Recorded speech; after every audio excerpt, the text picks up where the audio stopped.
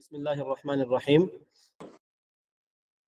ইন্নাল হামদুলিল্লাহ ওয়াসসালাতু ওয়াসসালামু আলা রাসূলিল্লাহি ওয়া বা'দ। আমাদের গত ক্লাসে আলোচনা হয়েছিল নাকুলু ফি তাওহীদিল্লাহ, এই যে এটা, ঠিক আছে, এই অংশে আমরা আলোচনা করেছিলাম যে লেখক আত-তাহাবী রাহিমাহুল্লাহ বলছেন যে আমরা আল্লাহ সুবহানাহু ওয়া তাআলার তাওহীদের ক্ষেত্রে আমরা এই বিশ্বাস পোষণ করে বলি বিতাওফিকিল্লাহ, আল্লাহর তৌফিক সহকারে আমরা নিচের কথাগুলো বলি। আমরা আলোচনা করছিলাম যে তাওহীদ, এই তাওহীদের প্রকার ভেদগুলো নিয়ে আমাদের আলোচনা হয়েছিল। তারপরে আলোচনা হয়েছিল আকীদা, মুতাকিদিন, এটা নিয়ে তো আগে আলোচনা হয়েছিল। এরপর আলোচনা হয়েছিল যে নাকুলু, আমরা বলি, এর দ্বারা আসলে তিনি হয়তো এটাই বুঝাতে চেয়েছেন যে বান্দা যখন কোনো কিছু বিশ্বাস করে, এই যে নিচের কথাগুলো কিন্তু তার বিশ্বাস, ঠিক আছে, এই কথা কি তার বিশ্বাস। সুতরাং তার বিশ্বাসটাকে তিনি শুধু বিশ্বাসের মধ্যে রাখাটাই যথেষ্ট মনে করেন না, বরং তিনি সেটাকে বলাটা, মুখে স্বীকৃতি দেওয়াটা তিনি মানে নিজের জন্য জরুরি মনে করেছেন, ঠিক আছে।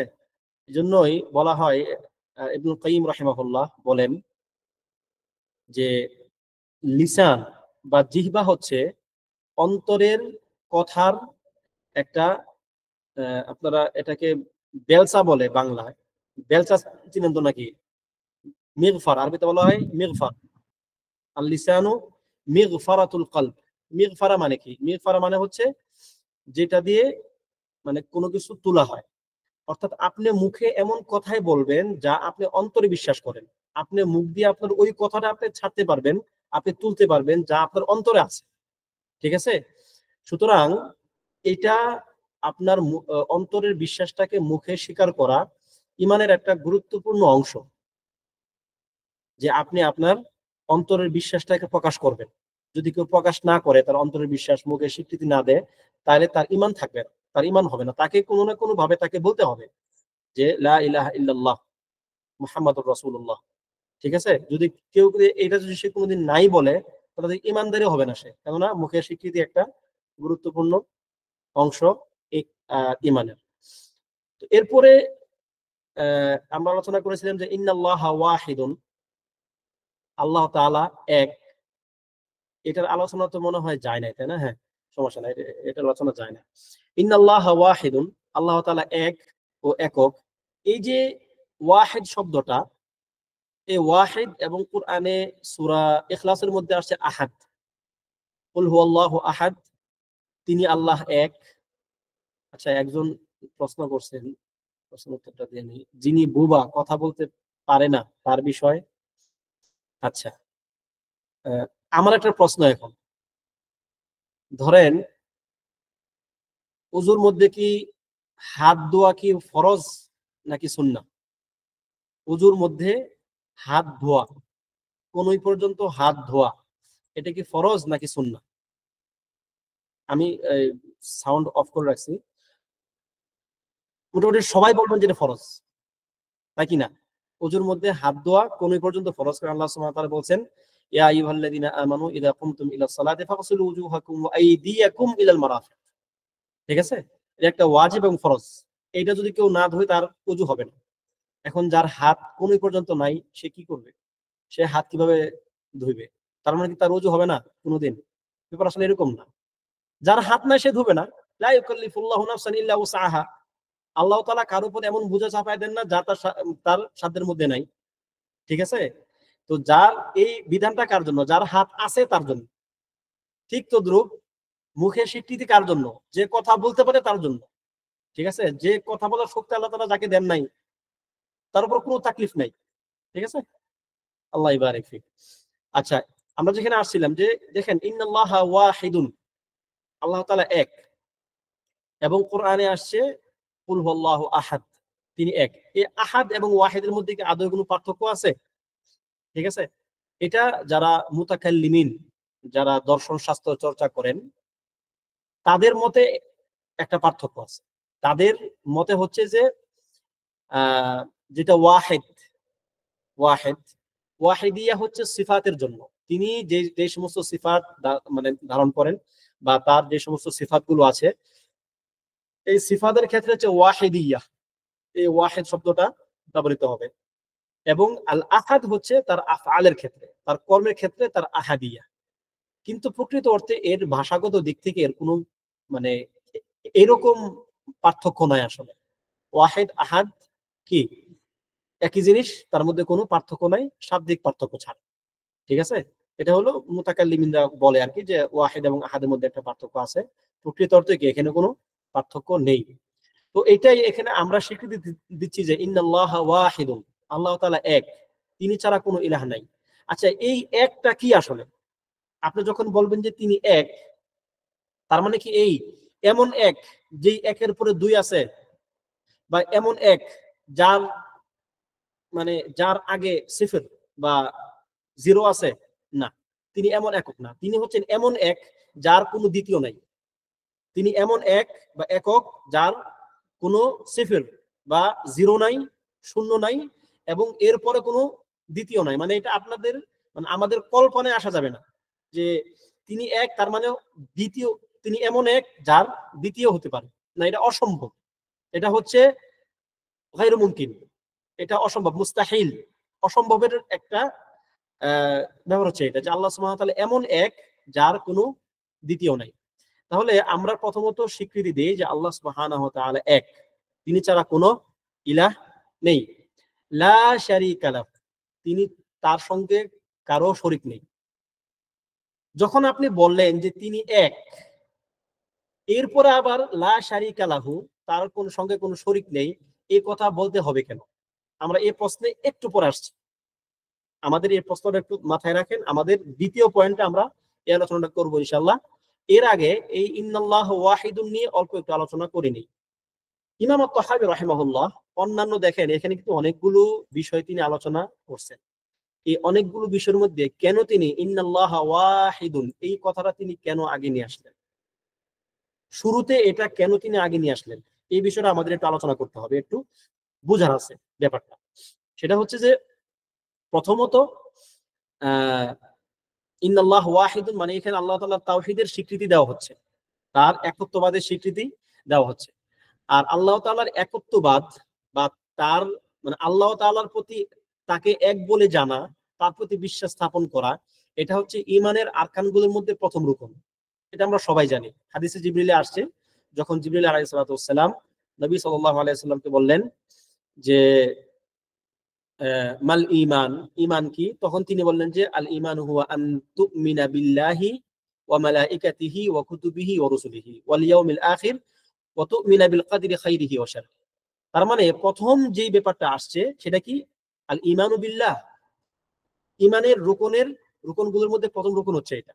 এরপরে কোরআনের মধ্যে একটা আয়াত আসছে, একাধিক আয়াত এরকম আসছে, তবে একটা আয়াত খুব বেশি ডিটেইল এবং এটা দলিল হিসাবে এখানে খুবই উপযুক্ত আর কি। যেমন লাইসাল সূরাতুল বাকারার একটা আয়াত, আল্লাহ তাআলা সেখানে বলতেছেন লাইসাল বিররা আন তুওয়াল্লু উজুহাকুম কিবালাল মাশরিকি ওয়াল মাগরিব, পূর্ব পশ্চিমে তোমাদের মুখ ফেরানোতে কি কোনো কল্যাণ নাই, মুজাররাদ তোমাদের মুখ ফেরানো। অবশ্যই পূর্ব পশ্চিমে, যেমন আমরা বাংলাদেশের প্রেক্ষাপট থেকে পশ্চিমে মুখ ফিরে নামাজ পড়ি, কেন? আমাদের সালাত করে আমাদের কিবলা হচ্ছে কাবায়, কিন্তু শুধুমাত্র পশ্চিমে মুখ ফিরাইলেই কল্যাণ, ব্যাপারটা এমন না, বরং এটা হচ্ছে কল্যাণ লিগাইরিহি খায়রুল লিগাইরিহি, অন্য কিছুর কারণে কল্যাণ। কেন? কারণ আমাকে সালাত পড়তে হলে এদিকে ফিরতে হবে, কেন? সেটা কিবলা। শুধুমাত্র মুখ ফিরানোতে কি কোনো কল্যাণ নাই। তো আল্লাহ এটা বলছেন যে আসলে তোমাদের পূর্ব পশ্চিমে মুখ ফেরানোতে তোমাদের কোনো কল্যাণ নেই, তবে ওয়ালাকিন্নাল বিররা, কল্যাণ আছে কার মধ্যে? মান আমানা বিল্লাহ ওয়াল ইয়াউমিল আখির ওয়াল মালাইকা ওয়াল কিতাবি ওয়ান নাবিয়্যিন। কল্যাণ আছে ওই ব্যক্তির মধ্যে যে ব্যক্তি ঈমান আনবে আল্লাহর প্রতি, পরকালের প্রতি, ফেরেশতাগণের প্রতি, কিতাবের প্রতি এবং নবীগণের প্রতি। সুবহানাল্লাহ, এখানে যে তারতিব, এখানে যে সিরিয়ালটা একটু যদি খেয়াল করেন দেখবেন, প্রথম আল্লাহ সুবহানাহু ওয়া তাআলা আল্লাহ, পরকাল, মালায়েকা, ফেরেশতা, এই তিনটা জিনিস নিয়ে আসেন। কারণ এই তিনটা জিনিস একদমই গায়েব, আমরা কোনোদিনও দেখবো না এগুলো। মৃত্যুর আগ পর্যন্ত আমরা কি আল্লাহ তাআলাকে দেখবো না। আমরা আখিরাত কি জিনিস সেটা চর্মচক্ষুতে দেখবো না, আমরা ফেরেশতা কি জিনিস সেটা আমাদের চর্মচক্ষুতে দেখবো না। তাহলে মুমিন ব্যক্তির ঈমানটা টিকে আছে আপনার ঈমান বিল গায়বের উপরে, অদৃশ্যের প্রতি আমাদের বিশ্বাসের উপরে আমাদের ঈমান টিকে আছে। আমাদের ঈমানের মূল ভিত্তিগুলো হচ্ছে অদৃশ্যের উপরে বিশ্বাস। ঠিক আছে? এরপরে হচ্ছে যে এখানে যে আল্লাহ সুবহানাহু ওয়া তাআলা এই 5টা এখানে উল্লেখ করছেন। আল কাদার খাইরিহি ওয়া শাররিহি এই আয়াতের মধ্যে উল্লেখ নাই। উলামায়ে কেরাম বলেন যে মূলত আল কাদারি খাইরিহি ওয়া শাররিহি এটা হচ্ছে আল্লাহ তাআলার একটা ফেইল, একটা কর্ম, যে তিনি ইন্না কুল্লা শাইইন খালাকনাহু বিকাদার ওয়া কদ্দারনাহু তাকদীরা, তিনি কদর নির্ধারণ করেন। সুতরাং যেহেতু এটা আল্লাহ তাআলার একটা ফেইল এবং তার একটা সিফা, তিনি এটা আল ঈমানু বিল্লাহর মধ্যে এটা চলে গেছে। অর্থাৎ আল ঈমানু বিল্লাহ বললে কি আল ঈমানু বিল কদর অটোমেটিক চলে আসে বাই ডিফল্ট। কেননা কদর হচ্ছে আল্লাহ তাআলার একটা কর্ম। আল্লাহ তাআলার প্রতি বিশ্বাস স্থাপন করলে কর্মের প্রতি বিশ্বাস এমনি আপনাকে আনতে হবে, ঠিক আছে? আর বাকি যেগুলো আছে ইয়াউমুল আখিরাহ, ইয়াউমুল আখির, তারপরে মালাইকা, কিতাব, নবিয়িন, এগুলো হচ্ছে বাহ্যিক, মানে অন্যান্য বিষয় যেগুলো আল্লাহ তাআলার প্রতি ঈমানের সঙ্গে কোনো সম্পর্ক নেই। তো দেখেন এখানেও কিন্তু আল্লাহ সুবহানাহু ওয়া তাআলা আল্লাহর প্রতি বিশ্বাসটাকে প্রথমে নিয়ে আসছেন। তো এটা হচ্ছে একটা কারণ যে ঈমান, এই মানে আল্লাহর প্রতি বিশ্বাসটাকে সকল কিছুর প্রথমে নিয়ে আসা। আর দ্বিতীয় আরেকটা কারণ আছে। দ্বিতীয় কারণ হচ্ছে বান্দাকে বিশ্বাস রাখতে হবে যে তার উপর আউয়াল ওয়াজিব কি জিনিস। দেখেন এই আউয়াল ওয়াজিবের মাসআলাটা কিন্তু একটা বিস্তর একটা ইখতিলাফি একটা মাসআলা। ইখতিলাফি বলতে আমি এটা বলতে চাচ্ছি না যে ইখতিলাফটা সঠিক না, এই ইখতিলাফটা সঠিক না। অর্থাৎ যারা এই মাসআলায় আহলুস সুন্নাহ ওয়াল জামাআর সঙ্গে ইখতিলাফ করেছেন তারা সঠিক কাজ করেন নাই। দেখেন আউয়াল ওয়াজিব কি জিনিস, বান্দার উপর আউয়াল ওয়াজিব কি জিনিস। আহলুস সুন্নাহ ওয়াল জামাআর মতে হচ্ছে আউয়াল ওয়াজিব তাওহীদুল্লাহ, আল্লাহ তাআলার প্রতি আপনি বিশ্বাস করবেন, আল্লাহ তাআলাকে এক বলে জানবেন, এটা হচ্ছে কি আউয়াল ওয়াজিব। মারিফাতুল আবদি রাব্বাহু, মারিফাতুল আবদি দীনাহু ওয়া মারিফাতুল আবদি নবিয়াহু। তো আউয়াল ওয়াজিব কি থাকতেছে এখানে, যে আপনি আল্লাহ তাআলাকে জানবেন এবং তাকে বিশ্বাস করবেন। দেখেন এখন প্রশ্ন হচ্ছে যে এই মারিফা কি বলে আউয়াল ওয়াজিবের ক্ষেত্রে বিপরীত যারা কথা বলেন তাদের বিশ্বাসটা কি? বিপরীত কথা হচ্ছে যে তারা বলে প্রথম ওয়াজিব হচ্ছে আল্লাহ তাআলাকে শুধু জানবে। এখানে কি মুজাররদ শব্দটা আসছে, শুধু জানবে, ঠিক আছে? আল্লাহ তাআলাকে শুধু জানবে, এটা হচ্ছে তার প্রথম ওয়াজিব। আবার কেউ কেউ তো এমনটাও বলে যে প্রথমে তোমাকে আসলে আল্লাহর প্রতি মানে অবিশ্বাস করতে হবে। অবিশ্বাস করার পরে তুমি বিভিন্ন যে মালাকুত, আল্লাহ তাআলার যে সৃষ্টি জগৎ, এই সৃষ্টি জগৎ দেখে তারপর তুমি আল্লাহর প্রতি বিশ্বাস স্থাপন করবে। এটা হচ্ছে ঈমান, এটা হচ্ছে প্রথম ওয়াজিব, ঠিক আছে? তারা যদিও বলে যে এই বিশ্বাসটা হচ্ছে ওই ব্যক্তিদের জন্য যাদের মধ্যে বাসিরা আছে, যারা জ্ঞানী, বিজ্ঞ, প্রাজ্ঞ, এরকম লোকদের জন্য ওয়াজিব হচ্ছে যে তারা আগে মানে নিজের বিশ্বাসটাকে সে আগে অবিশ্বাস করবে। আগে যে বিশ্বাসটা তার মধ্যে বাই ডিফল্ট থেকে যাবে সেটাকে অবিশ্বাস করবে আগে। এরপরে সে আল্লাহ তাআলার মালাকুত সম্বন্ধে জানবে, তার সৃষ্টি জগৎ সম্বন্ধে জানবে, সে আল্লাহ তাআলার সৃষ্টি জগৎ দেখবে, আল্লাহ তাআলাকে চিনার চেষ্টা করবে। এইভাবে সে আস্তে আস্তে আল্লাহ তাআলাকে চিনবে। এবং এই ক্ষেত্রে একটা মাশহুর কিসসা আছে, একটা গল্প। গল্প বলতে গাজালি, আবু হামিদ আল গাজালি, তার জীবনের প্রথমটা কিন্তু দেখেন তিনি 30 বছর, প্রায় 30 বছর বা এরকম একটা সময় তিনি কিন্তু আল্লাহ তাআলাকে চিনতেন না। মানে কিন্তু এমন না, বরং তার মধ্যে এই বিশ্বাসটা ছিল যে আল্লাহ তার মালাকুত দেখে, তার সৃষ্টি জগৎ দেখে তাকে চিনতে হবে। তো তিনি কি করছে, প্রথমে শেষ মানে তার মধ্যে যে বাই ডিফল্ট বিশ্বাস ছিল সব আগে শেষ করছে, নাই আমার মধ্যে কোনো বিশ্বাস আগে। এরপরে এবার সে মানে আল্লাহকে পূজা শুরু করছে। সে সৃষ্টি জগৎ দেখে, এখানে যায় ওখানে যায়, এই গবেষণা করে ওই গবেষণা করে, মানে নানান রকম চিন্তা ভাবনা কিন্তু উনি করছে। এরপরে আল্লাহ তাআলা তাকে হেদায়েত দিয়েছেন, এটা আমরা জানি, বিশ্বাস করি। কিন্তু তিনি তার জীবনের শুরুতে এরকম একটা মানে উদ্ভট একটা কাজ করছেন, এবং এইটা যে শুধু মানে তিনি করছেন তা কিন্তু না, বরং আউয়াল ওয়াজিব আল্লাহ তাআলাকে মানে তার শুধু মারিফা গ্রহণ করা, ঠিক আছে? আল্লাহ তাআলাকে জানা। যারা এই কথা বলবে তারা, তাদের অনেকেই এই কাজটা করছে। এখন এই কথার আসলে প্রবলেমটা কি? ধরেন এখন প্রবলেমটা কি আসলে? যদি কেউ বলে যে আউয়াল ওয়াজিব হচ্ছে তাওহীদুল্লাহ, আল্লাহ তাআলার একত্ববাদ স্বীকার করা, তাওহীদ নিজের মানে অন্তরে বিশ্বাস করা। আরেকটা কথা হচ্ছে যে না, আল্লাহ তাআলাকে শুধু জানা, এটা হচ্ছে আউয়াল ওয়াজিব। দুই কথার প্রবলেমটা কি আসলে, সমস্যাটা কি? সমস্যাটা হচ্ছে যদি আপনি বলেন যে আউয়াল ওয়াজিব বা প্রথম ওয়াজিব, প্রথম কাজ হচ্ছে আল্লাহ তাআলাকে শুধু জানা, তার প্রতি ঈমান আনা, আপনি প্রথম ওয়াজিবের মধ্যে নিয়ে আসেন নাই। আপনি শুধু জানাটাকে কি আপনি আউয়াল ওয়াজিব বলতেছেন। তাহলে আউয়াল ওয়াজিব পালন করে ফেলছে ফিরাউন, আউয়াল ওয়াজিব পালন করে ফেলছে ইবলিস, আউয়াল ওয়াজিব পালন করে ফেলছে যত কাফেররা আছে, জ্ঞান বুদ্ধি রাখে এমন সকল কাফেররা কি আউয়াল ওয়াজিব পালন করে ফেলছে। তো যে ব্যক্তি আউয়াল ওয়াজিব পালন করে ফেলে তার তো মুক্তির একটা সম্ভাবনা থেকেই যাবে। সে হয়তো পরবর্তী ওয়াজিব গুলি সে পালন করতে পারে নাই, কিন্তু তার তো প্রথম ওয়াজিব তো তার পালন হয়ে গেছে। আল্লাহ কি বলছেন কোরআনে ফিরাউন সম্বন্ধে, যে ওয়াজাহাদু বিহা ওয়াস্তাইকানাতহা আনফুসুহুম যুলমান ওয়া উলুওয়া। ফিরাউনের সম্প্রদায়ের সম্বন্ধে সূরা সূরা আন-নামল, হ্যাঁ সূরা আন-নামলের 2য় পৃষ্ঠার প্রথম আয়াতটাই, যে এরা এই যে ফিরাউন এবং তার জাতি, ওয়াজাহাদু বিহা ওয়াস্তাইকানাতহা আনফুসুহুম, তারা মুসা যে হক নিয়ে আসছে, আল্লাহ তাআলার একত্ববাদের যে দাওয়াত তাদের নিকট নিয়ে আসছে, তারা সেটা জানতো। ইস্তাইকানাতহা আনফুসুহুম, তাদের অন্তর নিশ্চিত বিশ্বাসের সাথে সেটা জানতো, কিন্তু ওয়াজাহাদু বিহা, তারা জানার পরও সেটাকে অস্বীকার করছে। যদি আপনি জানাটাকে একটা ওয়াজিব মানে আদায় হয়ে গেছে বলে বিশ্বাস করেন, তাহলে তারা কি অন্যায় করবে? তারা তো একটা ওয়াজিব পালন করেই ফেললো। কিন্তু তাদের এই এই শুধুমাত্র জানাটা কি তাদের মুক্তির জন্য যথেষ্ট হয়েছিল? যথেষ্ট হয় নাই। ইবলিসের ক্ষেত্রে একই কথা প্রযোজ্য। সে তো বরং অন্যান্য অনেক সৃষ্টিকে আল্লাহ সুবহানাহু ওয়া তাআলা তার মালাকুত বা তার সৃষ্টি জগতের এমন অনেক কিছু দেখান নাই যা ইবলিস দেখছে। ইবলিস ফেরেশতাদের সঙ্গে ছিল, ইবলিস আকাশে ছিল, ইবলিস মানুষ সৃষ্টির আগে পৃথিবী কেমন ছিল সেটা সে জানতো, সৃষ্টি জগৎ কেমন ছিল সেটা সে জানতো। তাহলে এত কিছু জানার পরেও তার এটা কাজে লাগে নাই। এখন কি আপনি বলবেন যে সে যেহেতু জানতো, মুজাররাদ মারিফা, শুধুমাত্র জানাই যদি একটা ওয়াজিব হয়, প্রথম ওয়াজিব হয়, তাহলে এরা তো তাহলে আউয়াল ওয়াজিব পালন করে ফেলছে। তো এটাই হচ্ছে যে এর খুতুরা বা এর ভয়াবহতা, যে আপনি যখন বলবেন যে প্রথম ওয়াজিব হচ্ছে শুধু জানা, তখন আপনি তাদেরকেও এক প্রকার সার্টিফাই করে দিবেন যে তারা কি মানে ইমানের প্রথম ওয়াজিব তারা পালন করে ফেলছে, যেটা আসলেই কথাটা সঠিক না। বরং প্রথম ওয়াজিব হচ্ছে আপনাকে তো অবশ্যই জানতে হবে, আপনি আল্লাহ তাআলার প্রতি যে বিশ্বাস স্থাপন করবেন, আপনি যে আল্লাহকে এক বলে মেনে নিবেন, সেটা আপনি কেমনে মানবেন যদি আপনি নাই জানেন যে আল্লাহ তাআলা এক ও একক। আল্লাহ তাআলা আল্লাহ নামে একজন সত্তা যে আছেন, যদি এটাকে আপনি নাই জানেন, তাহলে আপনি বিশ্বাস করবেন কিভাবে? যেমন অনেকে কিন্তু প্রশ্ন করে, যেমন তাওহীদুর রুবুবিয়্যা, উলুহিয়্যা, তাওহীদুল আসমা ওয়াস সিফাত, অনেকে বলে যে এর আগে কেন আল ঈমানু বিউজুদিল্লাহ আসলো না, আল্লাহ তাআলার অস্তিত্বের প্রতি বিশ্বাস কেন আসলো না, কেন মানে উলামায়ে কেরাম সেটা কেন নিয়ে আসেন নাই?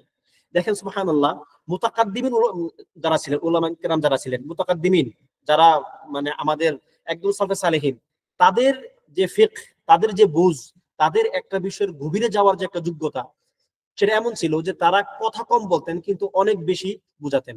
এক ব্যক্তি যখন সে বিশ্বাস করবে, যখন সে মানে বিশ্বাস করবে যে আল্লাহ সুবহানাহু ওয়া তাআলা বৃষ্টি দেন, আল্লাহ সুবহানাহু ওয়া তাআলা সৃষ্টি করেন, আল্লাহ সুবহানাহু ওয়া তাআলা মৃত্যু দেন, জীবন দেন, আচ্ছা এই ব্যক্তি তার মধ্যে যদি আল্লাহ তাআলার ওজুদের বিশ্বাসটা নাই থাকে, তাহলে সে আল্লাহ তাআলার কর্মের স্বীকৃতি দিবে কিভাবে? অর্থাৎ এটা তো আউয়াল ওয়াজিব না, বরং মানে আউজাবুল ওয়াজিব। ওয়াজিব গুলার চেয়েও মানে একদম শুরুর দিকের যে কয়েকটা ওয়াজিব, তার মধ্যে এটা কি বাই ডিফল্ট চলে আসবে। এটা আপনি যখন আল্লাহ তাআলা তাওহীদের প্রতি বিশ্বাসের কথা নিয়ে আসবেন, তার মানে বাই ডিফল্ট আপনাকে সেটা কি থাকতেই হবে যে আপনি আল্লাহ তাআলার অস্তিত্বের প্রতি বিশ্বাস স্থাপন করেন। যদি আপনি সেই বিশ্বাস নাই করেন, তাহলে আপনি কিভাবে আপনি আল্লাহ তাআলাকে রিজিক দাতা, তাকে সৃষ্টি করতে আপনি মানবেন? এটা অসম্ভব।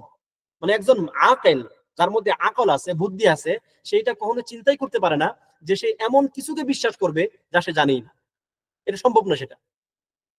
সুতরাং তারা মানুষদেরকে মানুষ মনে করেন, যে মানুষ যদি সে হয়ে থাকে, যদি সে আকেল বুদ্ধিমান হয়ে থাকে, আকল বলতে একটা জিনিস যদি তার মধ্যে থেকে থাকে, তাহলে তাওহীদের স্বীকৃতি দেওয়ার মানে হচ্ছে তাকে আগে আল্লাহ তাআলার মধ্যে জানতে হবে, এটা বাই ডিফল্ট, এটা থাকবেই। এবং ফিতরাহ কি জিনিস, আল্লাহ সুবহানাহু ওয়া তাআলা মানুষের ভিতরে ফিতরাহ করে দিয়েছেন যে সে আল্লাহ তাআলার সম্বন্ধে জানবে। সে কি আল্লাহ তাআলার সম্বন্ধে জানবে, এটা একটা ফিতরাহ। ধরেন যে সে কোনো কিছুই তার সামনে আসে নাই, সে কোনো কিতাব পড়ে নাই, সে কোনো সমাজে বসবাস করে নাই, সে জঙ্গলে থাকছে, সে টোটালি মনুষ্যর যে সভ্যতা, এই সভ্যতা থেকে সে দূরে থাকছে, তবুও ফিতরাতের দাবি হচ্ছে যে সে জানবে যে আল্লাহ সে আল্লাহ শব্দটা হয়তো জানবে না, কারণ একটা শব্দ যা তাকে শুনে বিশ্বাস করতে হবে, কিন্তু তার মধ্যে এই একটা ফিতরাত, একটা স্বভাব তার মধ্যে থাকতে হবে বাধ্যতামূলক, যে আমাকে কেউ না কেউ সৃষ্টি করেছে, এমন কোন এক সত্তা আছেন যিনি আমার আশপাশে যা আমি দেখতেছি সেগুলোকে বানিয়েছেন। কথা ক্লিয়ার হলো? যে আল্লাহর প্রতি বিশ্বাসটা এমন একটা জিনিস যেটা একটা ফিতরি ব্যাপার, মানে এটাকে আপনাকে গবেষণা করে বের করতে হবে না, বরং এটা হচ্ছে একটা ফিতরি ব্যাপার। এই ফিতরি ব্যাপার এই জন্য কিন্তু আল্লাহ সুবহানাহু ওয়া তাআলা কোরআনে দেখবেন যে তাওহীদের কথাই আগে বলছেন, তাওহীদের কথাগুলি তিনি বলছেন, কারণ মানুষ এমন ইতিহাসে এমন পাগল পাওয়া যায় না যে যারা জানতো না আল্লাহ নামে কেউ আছে।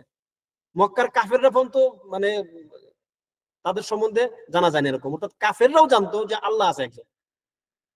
প্রবলেমটা হলো অনেক পরে আসছে, যখন দর্শন, এই দর্শন যে এই হাবিস, মানে এই যে দর্শন নামের যে খাবিস, ইলমুল কালাম নামের যে খাবিস আমাদের মধ্যে যখন ঢুকছে, তখন আমরা বিভিন্ন কিছু, ওই যে গ্রিক সভ্যতার, গ্রিক দর্শন তারা যেভাবে আল্লাহ তাআলাকে জানতো, বুঝতে চাইতো, সবকিছু যুক্তি দিয়ে, সবকিছু মানে তাদের আকলটাকে এমন একটা বড় একটা মানে একটা একটা কুদরতওয়ালা একটা শক্তিশালী জিনিস তারা মনে করতো, যে তারা ভাবতো আকল দিয়ে সবকিছু বের করা সম্ভব, বরং সে হচ্ছে সবচেয়ে বেআকেল যে মনে করবে যে তার আকল দ্বারা সে সবকিছু ইস্তেআব করতে পারবে। অসম্ভব সেটা। ইসলাম আমাদেরকে এই জিনিস কখনো শিখায় নাই। কোন নবীর, কোন নবীর শরীয়তে, কোন নবীর আপনার আহ দিনের মধ্যে এইটা ছিল না যে আল্লাহ নামে কি একজন আছেন। নূহ আলাইহিস সালামের কথা বলেন, নূহ আলাইহিস সালাম যখন বললেন যে আল্লাহ তাআলা আমাকে তোমাদের নিকট পাঠিয়েছেন, নূহের জাতি কি বলছে? নূহের জাতি বলছে যে যদি যদি আল্লাহ তাআলা চাইতেন আমাদের নিকট কোন রসুল পাঠাইতে, তিনি ফেরেশতা পাঠাতেন।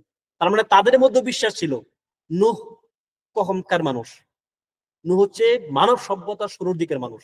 ওই সময়ের যাদের মধ্যে চিন্তার বিকৃতি ঘটে গেছে মুশরিকরা, তারা পর্যন্ত জানতো যে আল্লাহ নামে একজন আছেন। তার মানে এটা মানে মানে আপনাকে গবেষণা করে বের করতে হবে না যে আল্লাহ কি আদৌ আছেন কিনা, এটা কি গবেষণার কোনো ব্যাপার না। একমাত্র যাদের অন্তরের মধ্যে বিকৃতি ঢুকে গেছে, যাদের অন্তর শয়তান পরিপূর্ণ অকিউপাইড করে ফেলছে, তাদের ব্যাপারটা ভিন্ন। আর এরা হচ্ছে এই মান্তাকিয়িন, এরা হচ্ছে এই সভ্যতা নামের যে খাবিস, এই এই যে একটা খাবাস এইটাকে যারা আমাদের মধ্যে ঢুকাইছে। তো যাই হোক, এটা অনেক বেশি লম্বা করে ফেললাম, কারণ এই একটা প্রবলেম, এই প্রবলেমটা আপনি যখন নাকি আকীদার মাজালে যখন আপনি পা রাখবেন, তখন আপনি দেখবেন যে এই এই ব্যাপারগুলো চলে আসতেছে। তো যেহেতু আমাদের আকীদারি ক্লাস, সেহেতু আসলে একটু লম্বা করে ফেললাম, দুঃখিত। তো যাই হোক, কথা এটাই ছিল যে আউয়াল ওয়াজিব, বান্দার উপরে প্রথম ওয়াজিব হচ্ছে সে আল্লাহ তাআলাকে এক বলে বিশ্বাস করবে। এর আগে বাই ডিফল্ট মারিফাতুল্লাহ, মারিফাতুন নবী, মারিফাতু দ্বীনুল ইসলাম, এগুলো হচ্ছে মানে কি বাই ডিফল্ট তার মধ্যে থাকবে। যদিও নবীদের ব্যাপারটা একটু ভিন্ন এবং হচ্ছে দিন ইসলামের ব্যাপারটা একটু ভিন্ন, তবে আল্লাহ সম্বন্ধে কি বাই ডিফল্ট তার মধ্যে একটা তার উজুদ সম্বন্ধে জ্ঞান থাকবে। এরপরও যদি কোনো ব্যক্তি এমন পাওয়া যায় যার মধ্যে আল্লাহ তাআলার উজুদ সম্বন্ধে তার মধ্যে শাক বা সন্দেহ তৈরি হয়ে গেছে, শয়তান তার মধ্যে কোনো সন্দেহ তৈরি করে ফেলছে, সেই ক্ষেত্রে যদি আপনি নিজের জ্ঞান বুদ্ধি দিয়ে যদি তাকে প্রমাণ করতে পারেন, বুঝাইতে পারেন যে না আল্লাহ তাআলা মানে একজন আছেন, ঠিক আছে, আপনি তাকে যুক্তি দিয়ে বুঝাই দিলেন, কোনো সমস্যা নেই। যদিও আসলে এই উসলুবটা মানে প্রশংসনীয় উসলুব না, এটা হচ্ছে মুতাকাল্লিমিনদের উসলুব।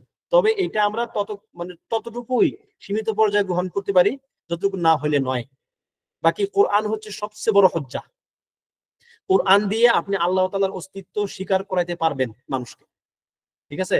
এই জন্য আরবের একজন শায়েখ, আমি ইচ্ছা করে নাম বলতেছি না, উনি বলছেন যে পশ্চিমের মানুষদেরকে, এখন যারা পশ্চিমে আছে, শুধু পশ্চিম না, পশ্চিম সহ অন্যান্য কাফের সম্প্রদায় এখন যারা আছে আর কি পৃথিবীতে, তাদেরকে ইসলামের দাওয়াত আগে দিবেন না। তারা ইসলামের দাওয়াত পাওয়ার যোগ্য তারা এখন হয়ে ওঠে নাই। তাদেরকে আগে মনুষ্যত্বের দাওয়াত দেন, কারণ কারণ কি এগুলো মানে ওই ইয়েতে যারা আছে, ঠিক আছে, ওরা কি, ওরা মানুষই না, ওরা, ওদেরকে আগে মানুষ বানান। ওরা যদি মানুষ হয় এরপরে তাদেরকে ইসলামের দাওয়াত দেন, কারণ ইসলাম কাদের জন্য? পশুর জন্য না। তো এরা হচ্ছে পশু, যারা আল্লাহ তাআলার অস্তিত্ব সম্পর্কেই মানে কোনোই নাই, আসলে ও মানুষ না, ও হচ্ছে একটা পশু, ঠিক আছে। তো ওকে আগে মানুষ বানাইতে হবে আগে, কারণ মানুষ বানানোর প্রক্রিয়া কি হতে পারে সেটা আপনি চিন্তা করেন। তো আগে এদেরকে মানুষ বানান, এর আগে মানুষের পর্যায়ে আগে আসুক, এরপরে হচ্ছে এদেরকে আপনি মানুষ হওয়ার পরে কাফের না মুমিন আপনি ওই পর্যায়ে আপনি যাবেন, কোনো সমস্যা নেই। তো আসলে কথাটা আমার কাছে খুব ভালো লাগছে আর কি, যে আসলে এদেরকে যারা এই মানে আল্লাহ তাআলার অস্তিত্ব সম্বন্ধে যাদের মধ্যে সন্দেহ আছে, জাতিগত ভাবে এগুলো নামে খ্রিস্টান, আপনি জানেন যারা কিন্তু নামে খ্রিস্টান, নামে ইহুদি, বেশিরভাগ হচ্ছে এরা নাস্তিক।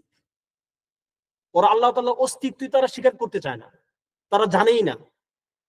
এই যে রাশিয়া চীন দেখেন, মানে নামে অর্থোডক্স, ক্যাথলিক খ্রিস্টান, আসলে কি এরা অনেক মানুষ এরকম আছে যারা বিশ্বাস করে যে আল্লাহ একজন আছে। আসলে এদের আগের দরকার হচ্ছে এরা মানুষ হবে, এরপরে এদেরকে আমরা ইস্তেমা দাওয়াত দিব যে ভাই এবার তুমি মানুষ হওয়ার পরে তুমি কি খ্রিস্টান হবা না মুসলিম হবা সেটা পরে চিন্তা, মানে দ্বিতীয় স্টেপ। আল্লাহ তাআলা এদেরকে হেদায়েত দান করুন, আমিন। তো এটাই যেটা বললাম এখন। এরপরে হচ্ছে যে এই যে এটা মানে ইন্নাল্লাহু ওয়াহিদুন, আমরা আলোচনা করলাম যে তিনি কেন আল্লাহ তাআলার একত্ববাদের কথাটাই প্রথমে নিয়ে আসলেন। প্রথম কথা হচ্ছে যে আল্লাহ তাআলার এক, আল্লাহ তাআলার প্রতি বিশ্বাস, এটা হচ্ছে ঈমানের রুকনগুলোর মধ্যে প্রথম রুকন। দ্বিতীয় পয়েন্ট হচ্ছে যে এটা হচ্ছে আউয়াল ওয়াজিব আলাল আবদ, বান্দার উপরে প্রথম ওয়াজিব হচ্ছে যে সে আল্লাহ তাআলার একত্ববাদে বিশ্বাস করবে, সে আল্লাহ তাআলাকে এক বলে মেনে নেবে, হচ্ছে তার উপর ওয়াজিব। এর আগে যা সে করছে এটা আসলে তার মানে এটা তার সাকাফা, ঠিক আছে, এটা তার জ্ঞান, মানে সে একটা নলেজ গ্যাদার করছে আর কি। এই নলেজটা তাকে তার যে প্রথম ওয়াজিব, এই প্রথম ওয়াজিবের দিকে তাকে নিয়ে যাবে, এটুকু বলা যেতে পারে, কিন্তু এটা প্রথম ওয়াজিব না, ঠিক আছে, এটা ক্লিয়ার। এরপরে হচ্ছে লা শারীকা লাহু, এখন এর শাব্দিক অর্থ হচ্ছে আল্লাহ তাআলার সঙ্গে কোনো শরীক নাই। তো এখন আমরা যখন বললাম যে ইন্নাল্লাহা ওয়াহিদুন লা শারীকা লাহু, এই ওয়াহিদুন শব্দ বললেই তো হয়ে যাচ্ছে, তাহলে এখানে আবার লা শারীকা লাহু, তার সঙ্গে কেউ শরীক নাই, কথাটা কেন আমাকে বলতে হলো? ঠিক আছে, এই মানে যখন আপনি বললেন যে আল্লাহ এক, তখন তো আপনি এমনিতেই মানে তার দ্বিতীয় তৃতীয় জিরো তার না থাকে আপনি অস্বীকার করে ফেলছেন। তাহলে এরপরে আবার কেন বলতে হবে যে তার কোনো শরীক নাই? এটা হচ্ছে তাকিদ। আরবি ভাষাতে একটা মানে তাকিদের একটা ব্যাপার আছে, যখন তারা কোনো একটা কিছুকে তাকিদ দিতে চান তখন তারা তার দিদ মানে হচ্ছে বিপরীতটা তারা উল্লেখ করেন। এবং এটা শুধু আরবি ভাষাতে না, সব ভাষাতে আছে হয়তোবা, কিন্তু আরবি ভাষাতে এটা অনেক বেশি আপনার ইয়ে আর কি, এটাকে কি বলা যায়, মানে এটা একটা ভাষাগত একটা একটা সৌন্দর্য এটা, ঠিক আছে, যে তারা দ্বৈতটাকে উল্লেখ করে। দ্বৈত মানে হচ্ছে বিপরীত। যেমন ধরুন যে এক্ষেত্রে অনেক শের আছে, মানে অনেক আবিয়াত আছে শের, সেটা হচ্ছে যেমন ধরুন যে আদ-দিদ্দু ইযহিরু হুসনাহু আদ-দিদ্দু ওয়া বিদিদ্দিহা তাতাবায়ানুল আশিয়াউ। আদ-দিদ্দু ইযহিরু হুসনাহু আদ-দিদ্দু, আদ-দিদ মানে হচ্ছে বিপরীত ধর্মী একটা কোনো কিছু একটা, এটা এটাকে উল্লেখ করার মাধ্যমে কি হয়, ইযহিরু হুসনাহু আদ-দিদ্দু, তার যে বিপরীত, ধরেন যে দুইটা বিপরীত ধর্মী জিনিস, এক ডান এবং বাম, ডান হচ্ছে বামের বিপরীত, বাম হচ্ছে ডানের বিপরীত। তো এই দ্বৈত, এই বিপরীত, এই বিপরীতের সৌন্দর্য বৃদ্ধি করে। অর্থাৎ আপনি যখন এই বিপরীতকে উল্লেখ করবেন, মূলত আপনি ওই বিপরীতকেই কি আরো বেশি প্রমোট করলেন।